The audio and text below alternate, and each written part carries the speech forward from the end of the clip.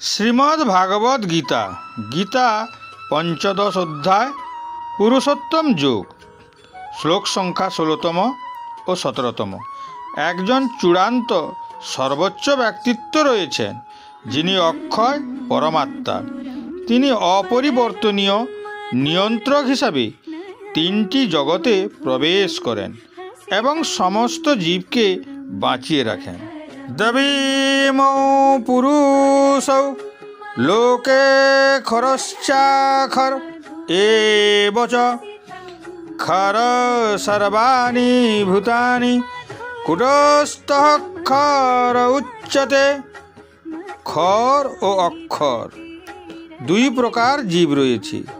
এই জড়জগতের সমস্ত জীবকে খর এবং চিৎ জগতের সমস্ত জীবকে অক্ষর বলা হয়। ভগবান শ্রীকৃষ্ণ ভৌত জগৎকে খর বলেছেন। খর শব্দের অর্থ হল নশ্বর, নাশযোগ্য। এটি সমস্ত ভৌত জগৎকে বোঝায়, যা জন্ম, বৃদ্ধি, মৃত্যু ও পুনর্জন্মের চক্রের মধ্যে আবদ্ধ থাকে। দেহ নশ্বর অর্থাৎ নাশযোগ্য, যাকে খর বলা হয়। ভৌত জগতের উপরে চিৎ জগৎ বা অক্ষর। অক্ষর শব্দের অর্থ হল নাশহীন, যেমন আত্মা। আত্মাও অক্ষর শ্রেণীতে আসে, কারণ আত্মা পরমাত্মার অংশ, যার কোনো নাশ নেই, যা একমাত্র পরমাত্মায় বিলুপ্ত হয়।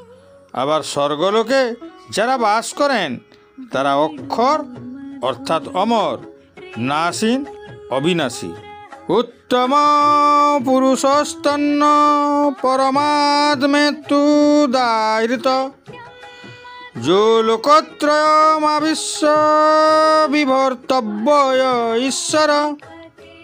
এই উভয় থেকে ভিন্ন উত্তম পুরুষকে বলা হয় পরমাত্মা, যিনি ঈশ্বর ও অব্যয় এবং ত্রিজগতের মধ্যে প্রবিষ্ট হয়ে সমস্ত জীবকুলকে পালন করেন।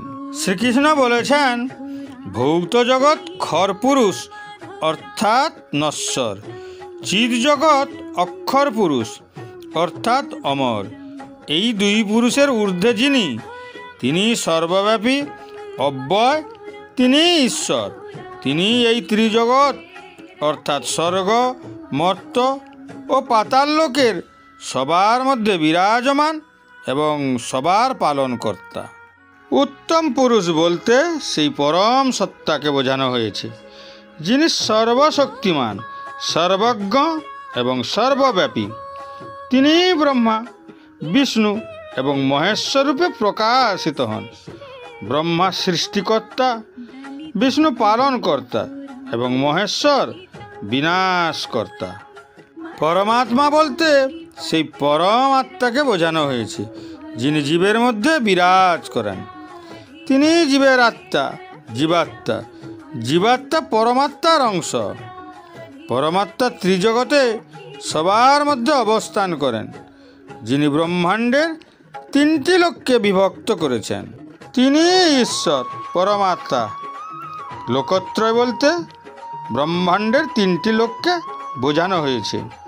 ব্রহ্মাণ্ডের তিনটি লোক হল ভূলোক, দুলোক এবং স্বর্গলোক।